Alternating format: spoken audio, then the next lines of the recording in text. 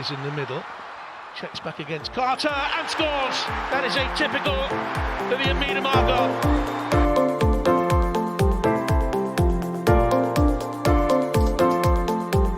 Quickly gets it back again. Oh, what a goal! Well, that sums up her season.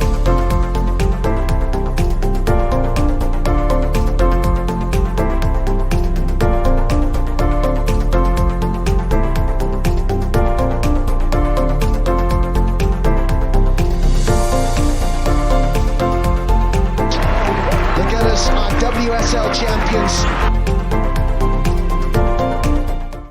It's the Friday before Christmas. It's the last podcast of 2023. Ladies and gentlemen, welcome back to Vic Akers Wonderland. We needed some time after what happened on Saturday, so apologies about the delay. But we're back. We're feeling a bit, well, actually, I'm in a really good mood. I will tell you a little bit why later. But joining me as always, I have got Matt and Adam. Matt, how are you? I'm good, thank you. And I'm sure everyone's feeling a little bit more festive this evening. Just delivered some Christmas presents. So, yeah, it's all been good. Merry Christmas. Again, thank you for that. Absolutely bloody brilliant, I will say that. Adam, how are you? Not too bad myself. It probably says a lot about my week that my week was actually worse than my weekend. If anybody who's maybe been following my escapades on Twitter would probably know why. But no, great to be on the pod. And yes, very much feeling festive. I'm in a new location this time for this recording. For those of you watching on YouTube, I am neither in a hotel nor flat. I'm at my parents' loft because festive time is best spent with family, and I'm looking forward to spending the final hours of 2023 with loved ones. Oh, that's actually kind of cool. And actually, before we do kick off, I do want to say thank you to Matt for our Christmas present. We've got a little cameo from Chloe Lacasse herself, and it's put me in a really good mood. And it's probably going to get me through this pod because I've been dreading this all week. So let's get to it. So everyone knows the score. Tottenham 1, Arsenal 0. With Tottenham to making history. The lineups went as home team: Voikova, James, Bueller, Bartrip, and Neville at the back line. And then in the middle, we had Bizet, Ildesoy, Petzelberger, Graham, Clinton, and then up top we had Thomas, and Bethany England has returned.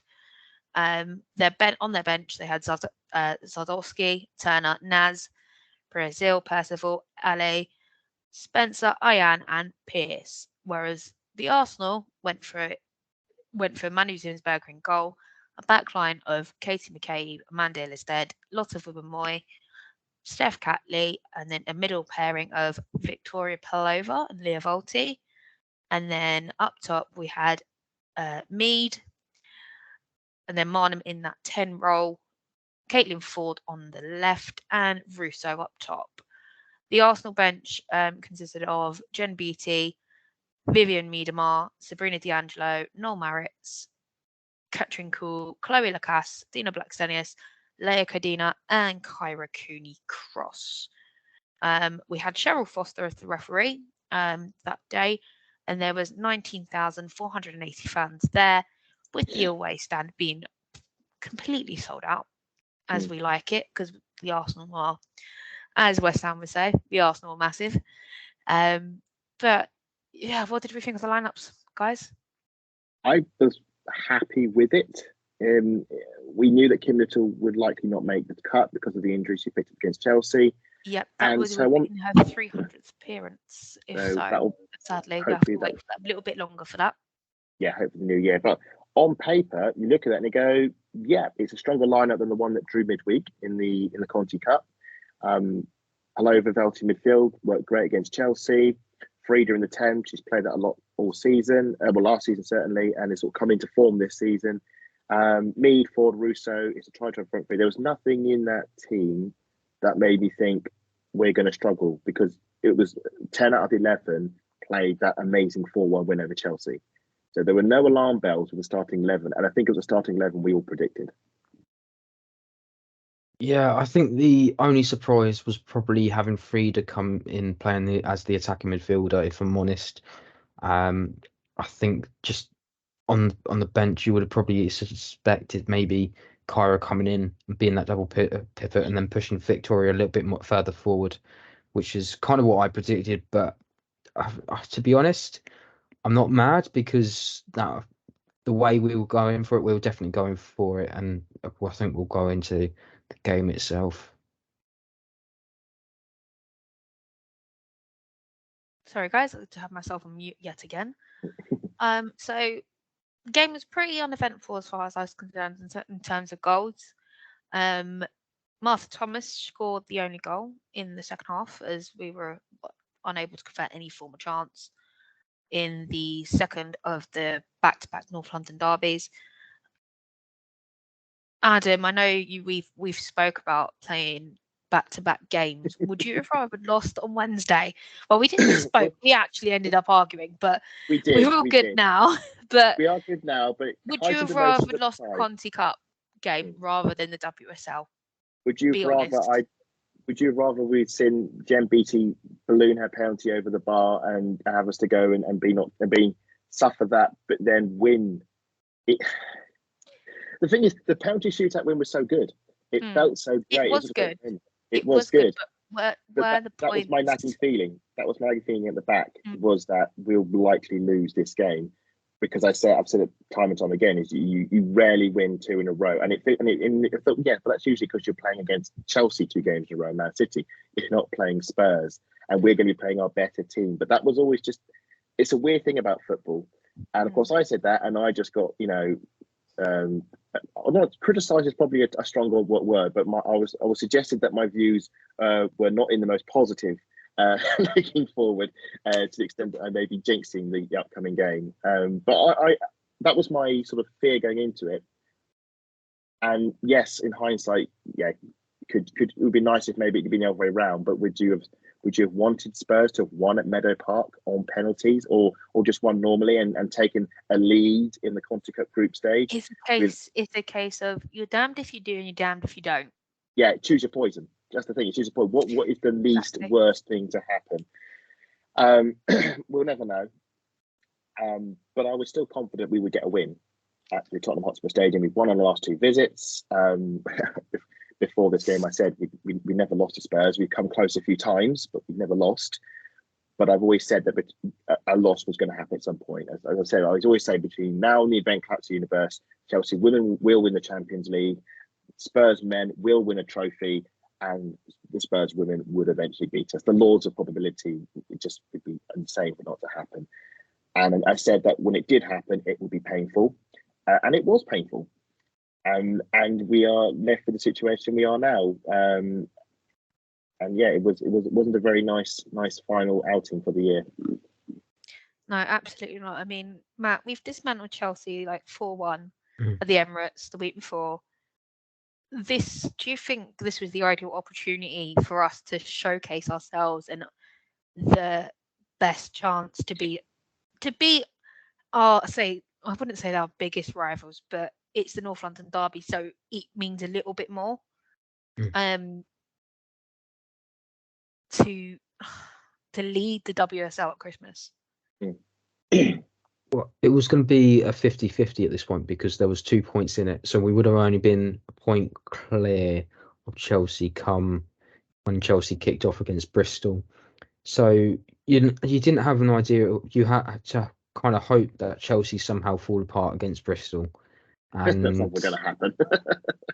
Let's just say that Bristol have been very good. Like, they have been able to score at home and things like that. There's some problems that we've had previously in the WSL. You look at someone like Leicester that have struggled at home, not being able to even score, let alone get points. And eventually they do get those points and just builds up their confidence. But I have a feeling that this season, with teams losing 2 games already, the Cities, United and ourselves, you just kind of hope that if Chelsea do lose, it opens it up a little bit more. I mean, essentially I think I put it down in our fixture list, like Chelsea have their bigger fixtures over anyone else.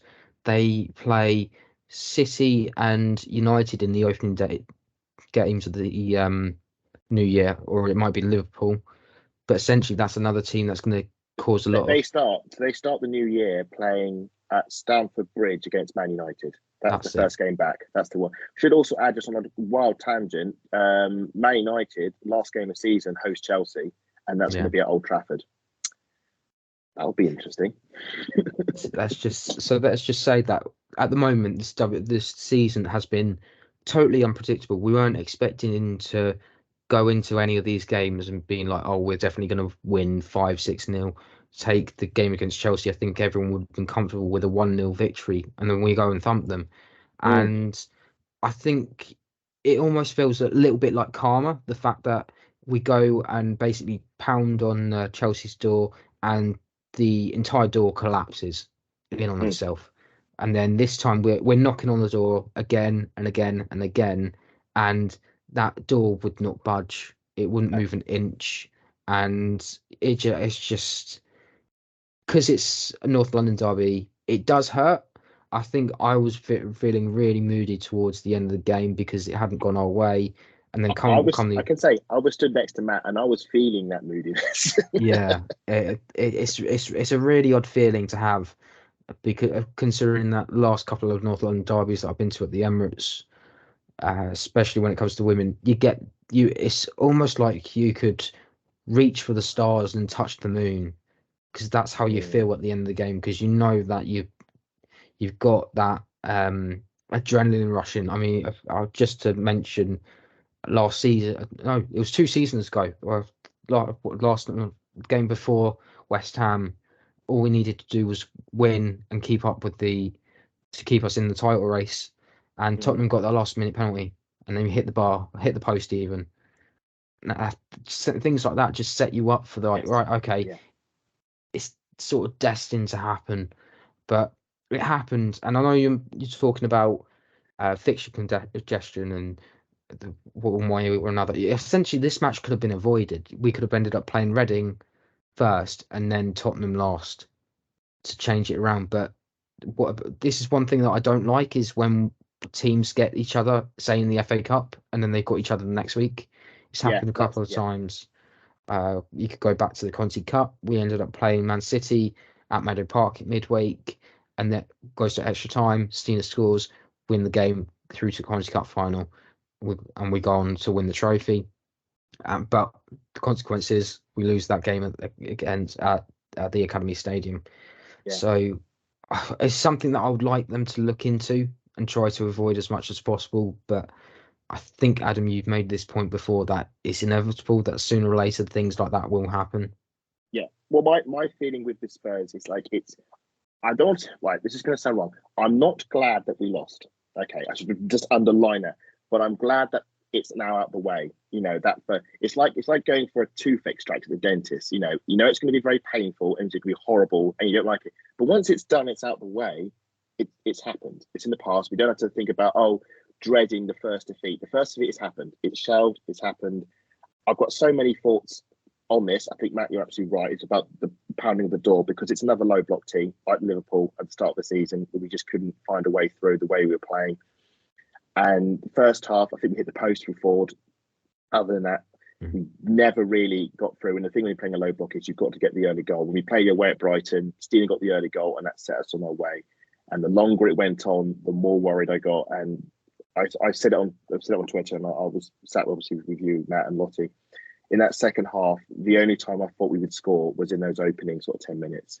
And that's the best we looked in the whole game, when I felt we really had Spurs on the rack, and Russo had that header. If she heads that in, it's a different game, but she misses it. And that we just didn't have that efficiency which we had against Chelsea.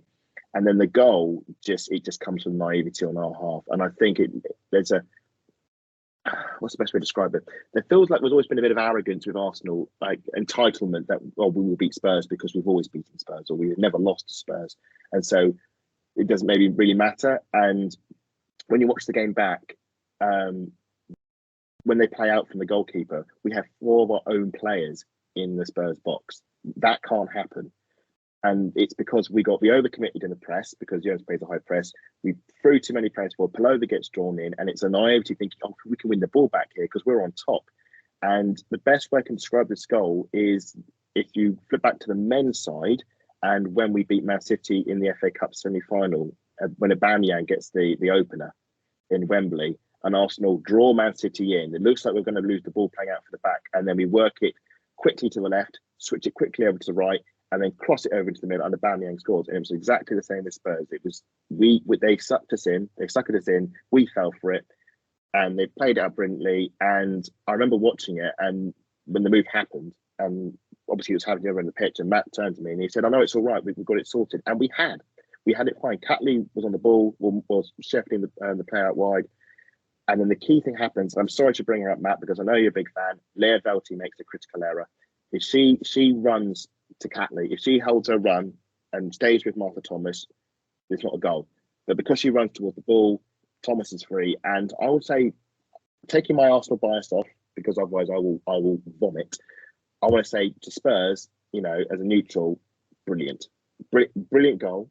And they played very well to keep Arsenal at bay, to keep us at bay and defend very well. And I said in the previous pod, it would have been an amazing result if Spurs had beaten us in the Conti Cup first win. It is a brilliant result that they did that. What didn't help us then is after the goal is the way we reacted. And it's one of the first times I've actually seen us panic. I think we panicked the way we played, the way we rushed our play, the substitutions from Jonas. I think he panicked.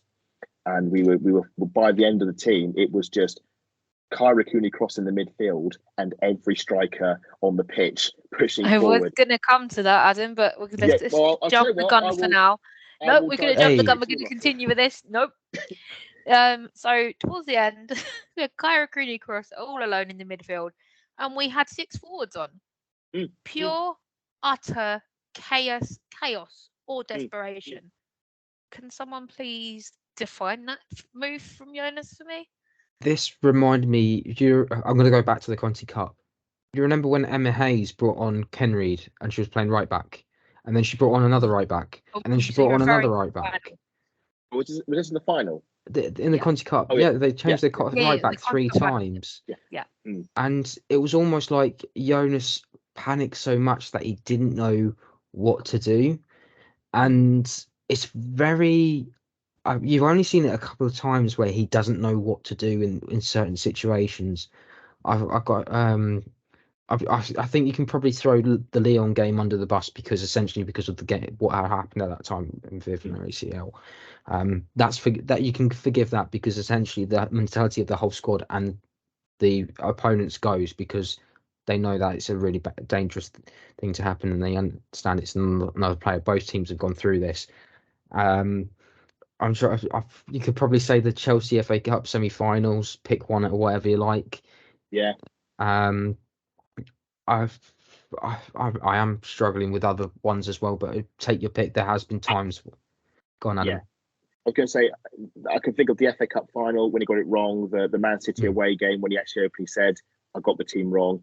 And I think we have to put in the mentality of the players and the manager in the situation that they realise that with just over half an hour to go, we were going to lose to Spurs. And just imagine, like, for the first time, imagine as a player in the pitch and thinking, we were all right, we were in the game, we were in control, we had the more shots, we had the more possession. Suddenly, we got half an hour to save the game. It was a repeat of the Hive 2 years ago. And I think the scenario, they panicked. I mean, Jonas threw on striker after striker, but didn't take any other strikers off. So the shape, there was no shape by the end of it. We had Stina and Russo and Miedemar all in the central bumping into each other. There was no logic. It became panicky, toss the ball in and hope someone heads it. And I think I got to the point where I just thought, we're not going to score here.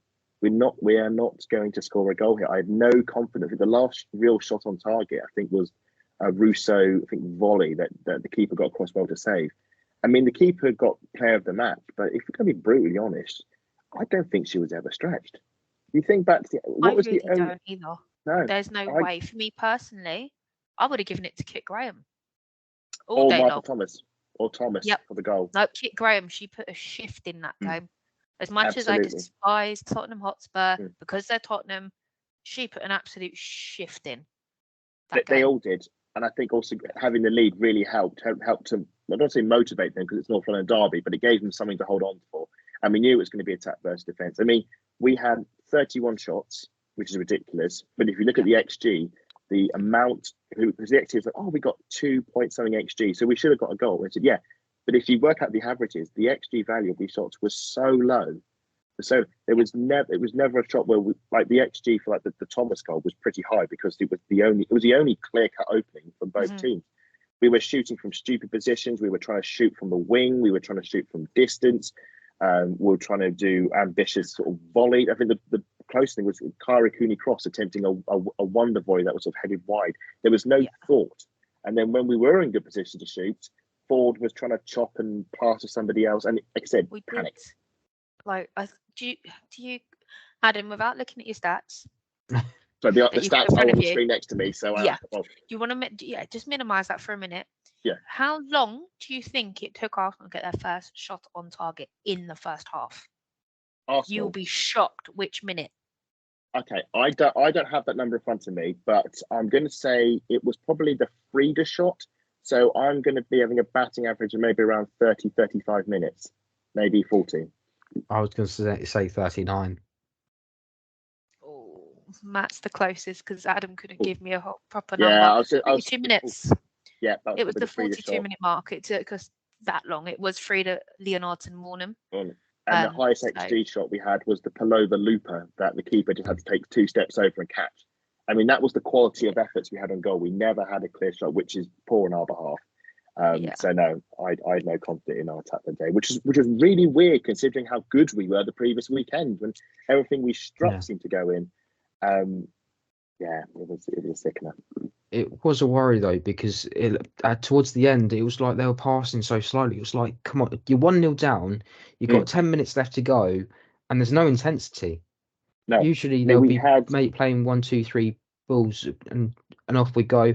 On top of that, you'd probably be again. So you probably do at this point probably suggest that Kim Little was really missed in this game. Yeah. You can probably point to one thing that has annoyed me as well is the online fans talking about Manu's positioning. She thinks it's going wide. There's no guarantee that she's going to be able to get down there in time to even save it. If there's no reason a goalkeeper doesn't dive unless they think that it's not going in. It was also too well placed. It was perfectly placed. I mean, and that's why it's such a good goal. They didn't panic. It was a well placed effort, and you just got to tip your hats to the Spurs and say, fair play on that one. But there has been this anti-Manu sentiment, and it is very frustrating to see because I think a lot of these fans maybe haven't seen Manu when she was saving our bacon in a lot of games. I think back to the FA Cup final when she kept the score down in games against Barcelona where it would have been a cricket score if it wasn't for Manu. She is a saved the penalty keeper as well in that one. Saved the penalty against Alexia Paternos. How many people can say that? It is sad to see, and the problem is when you lose 1-0 is the first place. But as I've said, the fault of the goal is not on Manu; it's on a team that got tricked by Spurs that should have known better. And I think you're right about Kim Little, as well as the team that play with the individual players in the positions. Kim has experience and the captaincy. She has that voice in the midfield, and she would have hopefully maybe been able to direct our traffic better and sort of know that you don't overcommit, you don't put 4 players in the box. Because when I was watching that was when I went like alarm bells in my head. I thought this is wrong. They've done something wrong here. That we shouldn't have 4 strikers in the box. And then obviously what happened. I sort of cursed myself for that because I did say when the teams came out. So we don't have to worry about Kim Little not being in the team anymore. This is great because we've got so much depth with Kyra and Palova. We can rotate, and she hasn't been last few games we've won. And then this happens. You think, maybe we still need Kim Little for a bit. Yeah, we still do need Kimmy, and it's also a case of, dare I say, Adam and his big mouth at this point. Well, maybe. Well, don't mean that horribly, but you know what I mean, right? So Spurs have adapted sensationally. I've got to give them some appreciation against us. Unfortunately, they've obviously the last 2 games they've let in 11 goals. They've never beat us, and they finally got their first clean sheet, Matt. It's just unbelievable. Well, And also, what do you think of Vojtkova's performance? Although we had 8 on target. Yeah. Just before that, so some of the Arsenal efforts, a lot of the time, it was frustrating because it was outside the box and blocked efforts and things like Adam mentioned, 31 shots in the end. But some of these were really the wrong decisions. I look back to it once again. Frida was just shooting from everywhere, and so was Caitlin. I didn't understand the amount of times both of them had shot, and they could have quite easily just passed it over, and it's a tap in. And I don't know what it was, whether it was the selfishness of it. It might have been, but there's also I've been watching, trying to figure out what Jonas is doing. I was listening to a podcast earlier today about it, because I've only just managed to face them all today. But it seems to me at the moment the philosophy that's emerging from Jonas is, if you don't have a clear shot, recycle it and try again. If that makes sense. It just feels like if you don't have the shot on target and you're not going to get it in the net, stop, reset, and then go again. But why is Frida taking those efforts, and so was Caitlin Ford in that match? Why was she not playing that ball across the goal so that we had tap-ins? It doesn't make sense. No, it doesn't make sense. But it's, if you look at this game and the previous games, that's what it looks like to me. They've just completely thrown that out the window, if that makes sense. Sorry, Adam, go on. You want to say? I just think it came down to them mentally fumbling it. I think they and when you get panic, it's like, I need to get that shot in, and regardless of the situation, I need to. It became too individualistic, and not maybe thinking about, I can play it to someone better, and then you start second guessing yourself and realizing you need to do that, and thinking, I need to find someone better because I'm not confident I can score in this position. Ironically, because you were actually in a better position than you were when you tried to score 5 minutes ago, and it went over the bar or wide. I mean, the amount of headers that sailed over the bar. I think Amanda headed 2 over, and Russo as well. It just became in the final. I know Jonas said, if you played this game 9 times out of 10, would actually win it. And I think, no, you wouldn't, because your team is not.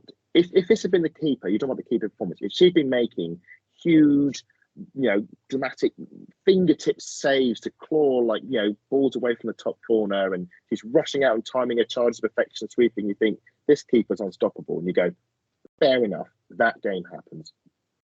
But no, I just think we just mentally made the wrong decisions, and the problem is, it's not just we made one wrong decision, just every time we got to the final third, we made the wrong decision. We shot instead of passing, we passed instead of we shot, and it only got worse and worse and worse as the minutes rolled by, and the inevitability starts to trickle in. That even though there was over 10 minutes of added time, they just never got it working again. And then I think back to previous games, like against Villa, it did click in time. Against Liverpool, it didn't, and we lost that game. And we are in a situation now where we've actually started the season and ended at the break with a defeat either side. 2 stupid defeats, effectively, 1-0 defeats. Which is what's going to hold us back this season. And yeah, I think we should just have a shout. I don't know if this was in your notes, Lottie, so I might be coming in on a side here because of the added time. That was because there was a person who fell ill in the stand. We should just give a shout out. It has been confirmed that I think they've been discharged from hospital and they are in recovery. What was disappointing, I think, to all of us was the slow reaction from the medical team and the reaction from the stewards and stuff. We understand that the supporters club have put a complaint in to Spurs regarding the matter. Absolutely. I'm glad they have, because it took Ashley Neville for something to happen. Yeah. Thing is, we've had this in Meadow Park, and the Arsenal have reacted quicker, but obviously they were up the other end of the pitch at the time. We were scoring down our end of the pitch. Manu was in goal, so they could just tap Manu on the back and say, look, we need a little bit of help. Yeah, but the thing is, whereas at Tottenham we were a lot further back, and there's when you've got nearly, I think, there was 8,000 of us there. Something like that. Yes, I know there was a lot. I thought 3,000, but I mean, all screaming at you. Surely you'd stop the game and abandon it. It was something that serious. From what I could see, we were trying to get the linesman to eventually get them over and get our attention, and then it ended up being Ashley Neville. Yeah, there was a lot of The stewards weren't really. I think the stewards didn't know what they were doing. The referee didn't seem to respond to it at all. They didn't understand what was going on. Yeah. And the problem is that this is not, as you say, it's happened before this season. It's happened twice, and it's happened twice, and it's not good enough. That there is the response time needs to be quicker. Needs to be understanding. It's a serious situation. It could have been worse than it what actually happened. Yeah. And it's a case of our fans are travelling away. Arsenal are going to want to put a complaint in while the supporters group are doing it. But at this point, I think Arsenal should be involved because they're so heavily involved with us already in sorting our away section out for the women's game and everything else. You do have to consider your away fan safety, even though you're in another club in another club's ground. It's so important, especially if you want the game to grow. People aren't going to go to away games if they don't feel safe. No. So sorry, Lottie. Just quickly, the next game away is at Prenton Park against Liverpool at the end of January. That one will probably be a bit better because the away team have been given the away stand as well as the little corner. So at the very least, their stewards and everything will be more aware of the situation now and hopefully be on the ball. It's the first time that we're going to have that away stand. We're not going to be mixed in with Liverpool fans. I'm hoping that people that do want to go to away games, they're not deterred because there's a lot of opportunities to go to these games and go to different grounds if you enjoy ground hopping and things like that. But it's just a bit of a pain really that there's these instances and things like that can slowly just go, you know what, I'll just stick to Emirates and Meadow Park. And it's really sorry, but just quickly go back onto Vicova. She saved 5 out of her 5 saves that she was forced to make, compared to Manu's 1 out of 3 saves. Yeah, it was the best England in the first half, wasn't it? When she ran through, and actually that was a really one-on-one from England. Yeah. Yeah, but she's only just come back. I did put my hands over my eyes for that one because I just saw it coming because it is Beth England. But so on Summer Striker front, actually, really so much. I want to quickly mention: did anybody put Martha Thomas in their fantasy WSL team? Okay, I did. For the listeners, Lottie put her hand up. So I'm assuming you were quite chuffed when Martha scored because you're thinking that's points for me. I should have left the armband on her. She wasn't scoring when the armband. Whoever got the armband on isn't scoring. So I literally leave it on Martha Thomas now. But yeah. Anyway, she's the only Tottenham Hotspur player I do actually have because I think she's aside that she plays for a really small club. She's a brilliant player. The smaller club, the better the player. Yeah, pretty much. Bit like Kirsty Mewis joining West Ham. Yeah, that's breaking news. That has happened. That happened today. But I do want to talk about the closing minutes of the game. So we have one more corner.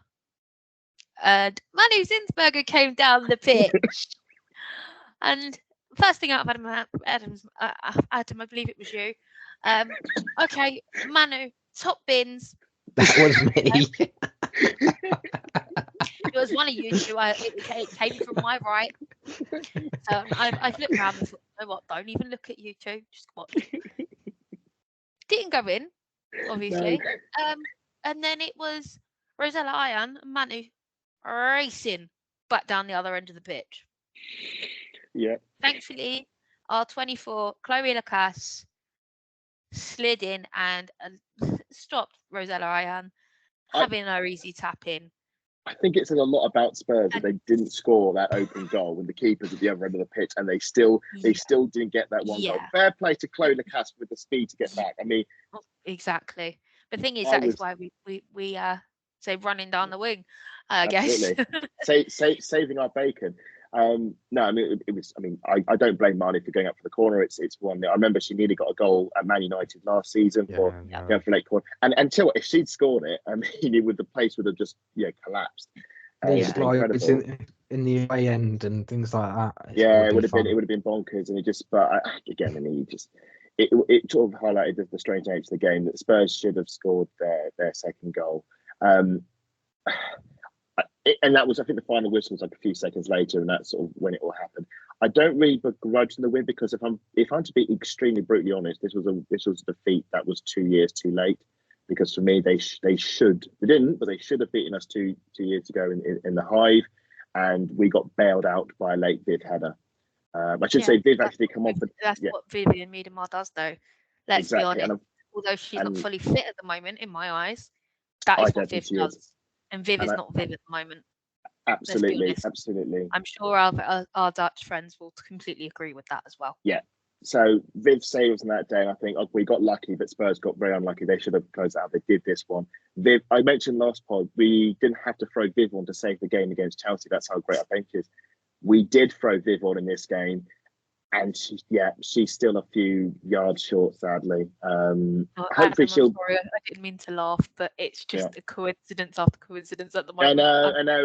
It's the reverse of the coin, isn't it? It's like positive has become negative in every single aspect of the game. Yeah, but the thing is, at the moment, the WSL is one of the best leagues in the world. I'm sure you'll both agree with me on that. Yeah. But it's so unpredictable at the moment. It's insane. We should just actually clarify while this has been happening. Liverpool have beaten Man United at LSV for the first time. They got their first. Brighton have gone to Manchester City and won. Let's be honest. When you look at Liverpool and you look at Man United, Liverpool have recruited better. They've got the same midfield for United, and there's just nothing there for me. Yes, you've got Tooney, but there's nothing else to build being built round her. There's just nothing there. We are slightly going into a different team's podcast, but I just to say there was a bit of a joy to have in Mark Skinner saying we need to invest more, we need more players. And you think about how much money they spent and the fact that they are playing the same players that they've been playing for the last 3 seasons or so. And you just think more players. I think they need more rotation. Should just added the way the table is now. Liverpool and Man United are both on 18 points, and Spurs are just 3 points behind them.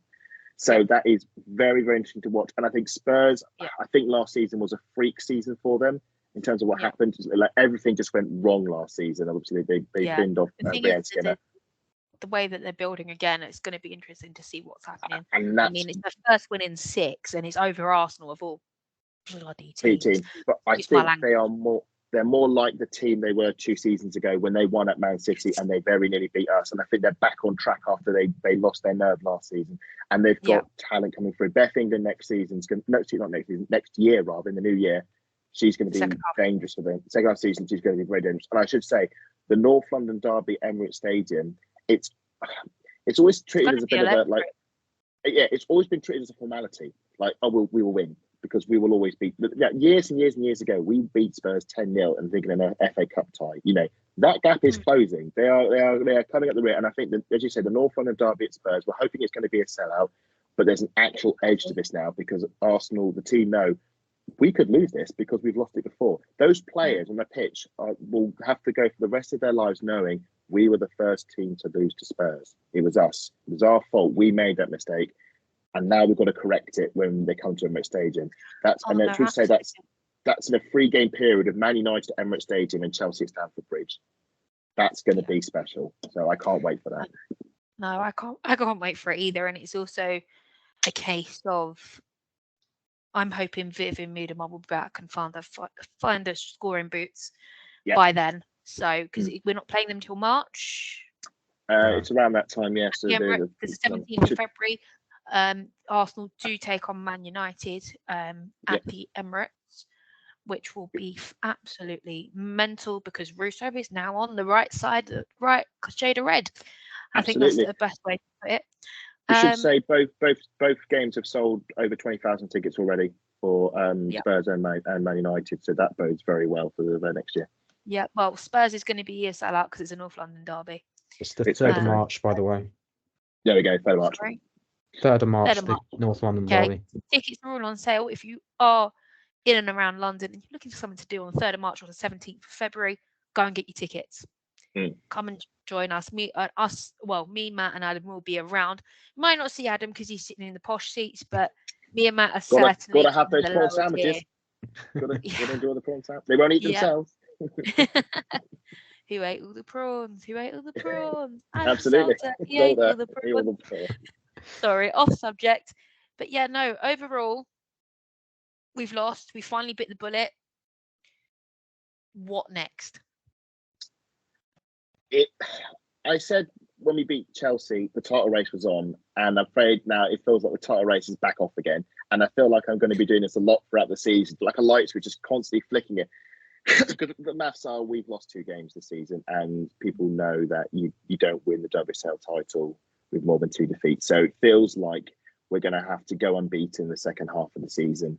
The overall feeling was, I think, from others, this was always going to be a season of recovery. We've still got Leah and Laura to come back from injury, and it might be. I don't want to write the season off because that's wrong. I want us to push for the title all the way. It might be we'll be at our best position to win the league next season when Emma Hayes is gone, when all our players are back fit potentially, and we can go again. What I would say is I think if we were to finish the season in second place, I think that would show a good growth in terms of sort of recovering from what happened last. Well, it was league-wise a near disaster. We scraped over the line in third place. I think if we've got a good second place, and I think it's what Jonas needs to find a solution to low blocks, because that's twice this season we've come a cropper, and I think there needs to be a better intelligence in attack. There needs to be a better sort of method there, and I think that we've got some friendlies, I think, behind door friendlies before the thing kicks up again, to get us hopefully up to speed, because historically the last 3 seasons we've come into the new year cold, and that has impacted us. You think about the same with those early games. I don't think the seasons in winning the league is off yet. We are only 3 points behind Chelsea. We've still got to go to Stamford Bridge, and I do think Chelsea have got one more defeat in them. But we can't afford another mistake like this. And we need to improve and get better as the season progresses. And I think we could do that. But yeah, it's a bitter blow. It's a silly one. We could have gone into the new year tied on points with Chelsea, and we would have said brilliant start to the season. And this just one defeat has sort of rocked us a bit. But we could do it. But yeah, we need Chelsea to lose, because if Chelsea lose one more game, they're on 2 defeats. And then everybody's on 2 defeats, and suddenly it's blink. It's who blinks first. I think this could be one of the best title races for a while. I genuinely think this season has had more roller coasters rides than any of the previous years. I remember my first year watching the girls, and that first game up at Villa Park, 0-0 at half time, bring on Manu Uebuchi, all of a sudden we go and win 4-0, and Katie goes and scores that classic goal towards the end there. I am going to keep on bringing this up ahead of one. No, it's great. It's a great you know goal. what? And I'm still going to say I was jealous that you were there. If you do watch the BBC back, you can actually point me in the crowd as well, which is quite nice on Katie's goal. But yeah, it was a fantastic game, and you just think, if anything, you look back on a couple of years, okay, what's changed? Well, Villa are lower down in the league. Nobody was expecting that. Everton are surprisingly 7th in the league, and I don't think anyone was expecting that. I think everyone was expecting them to be lower. Yeah, everyone was thinking they'd be lower. Wow. I don't think everyone was expecting Liverpool to be this high, considering they got points off us at the Emirates. Well, now they got 3 points against Man United at Leeds Sports Village. So I have a feeling that anything can happen, and it's a case of who's going to. Anything can happen, and it could be a case of at the last day of the season, everything's up for relegation, promotion, relegation, Champions League spots, the championship itself. Anything is likely to happen. I have a feeling that what might swing it is what happens in the January transfer window. And I don't think we need anything at the moment, because we've got a squad of 26. I know this is a bit of transfer news. We all are expecting Gio to go out on loan somewhere. Hopefully it isn't somewhere where she's not going to get any minutes at all. Hopefully she gets full on 90 minutes every game that she can play, as much as possible, whether it's in the WSL or it's abroad. I hope that she's just out there, she's playing football, and she's having the most fun that she can have, because I know she loves the club. But it's becoming a bit difficult for her at the moment. But I do expect Chelsea to have some. I think sooner or later Chelsea are going to slip.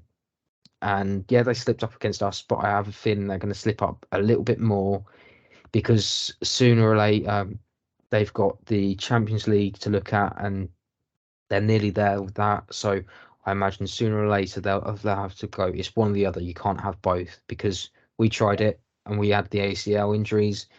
If Chelsea try it, are they? I would imagine they would probably have a lot more injuries coming their way because of how intense Emma Hayes likes to play. I think the Champions League is a swinger. If they find themselves, they'll need to. This is Emma Hayes' last season. She wants a Champions League, and I think if it splits her focus enough, they might play weaker teams in the league and they might fumble some draws, and that could let us in. Should just say Arsenal's last 2 games away at Man City at the Academy Stadium, and then at home to Brighton. If we're still in touch after the Man City game with Chelsea, and they've got to go to Old Trafford, and we've against Man United, and we've got a home game at Meadow Park against Brighton, that could be very interesting. Very much interesting to see how it plays out. I should ask, as we were talking hypotheticals at the start, would you take Chelsea winning the Champions League this season, but then we win the league? Absolutely not. Okay. Absolutely not. Okay. The main basis is because and Emma Hayes really, really, really wants something, she don't get it. Yeah. And I like to keep it that way. But you would deny Emma Hayes winning the league in her final season at Chelsea? Yeah, there's a reason why I like to say we're the only champions of Europe. I know. It's my own. I've lost my Spurs boasting. Don't take that away from me. I'm telling you that now because that will irritate the hell out of me. Well, I'm just saying because I would have to listen to Chelsea fans. Oh, yeah, but you want it then, we want it now, and it's just like, please go away. And they're always both sets of fans at Chelsea Football Club are equally as annoying as each other. And obviously, you've got the men's side. Yeah, we're champions of Europe. You're not. London is blue. Blah blah blah blah. But on the women's side, London is red. The whole country is red. We're the only ones, and I do take pleasure in that because I have to listen to Chelsea men's fans say it all the time, and I understand why they enjoy it because I do it as an Arsenal fan. I don't think it's a double-edged sword, isn't it? Because then, like Lottie says, it gives them something to chant about. But then the alternative is, what if I don't think that. Again, the Champions League is as straightforward as people think it is. You've got Paris tearing up teams. You've got Real Madrid that have been knocked out this season. But nobody really would have thought that would have happened. That was a shock. I have a feeling that if Chelsea do go through, I have a feeling they will end up in the semi-final, but they won't go any further. Again, they got lucky last season with the penalties against Lyon. Yeah. I would take a semi-final exit to Barcelona. When we won the league in 2019, Chelsea they had a rubbish league, but they got really close to the Champions League. They got to the semi-finals and they lost to Lyon in the semi-finals. I think it was like 3-2 on aggregate. Like, it was really close. And I think in that season, Emma Hayes had put all her chips on the Champions League because the league was going away from them. And in fact, something similar can happen this time around. If Chelsea's focus can be, we could do it this year. We've got the squad and so on. Millie Bright's still out, but she probably will come back in the new year. I don't know, but at the same time, they look at their group. They've made it a bit difficult for themselves, and they've probably got the two hard games coming up. So there is a chance they could fall short there. But yeah, the longer they go in the Champions League, I could really see that affecting their league form potentially. It would be nice. Sorry. Lottie, I was going to say it would be really nice if they say they go through. I don't think they're going to take the League Cup seriously either this year.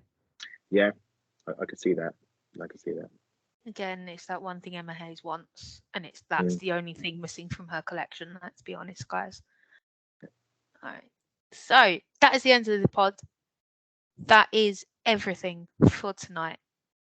It's the last pod of the year. I'm a little bit sad. But fear not, we will be back in early 2024 at some point. Matt will be back with the transfer zone for the entire month, and me and Adam will be hosting the main shows. But for now, I want everyone to have a very good Christmas.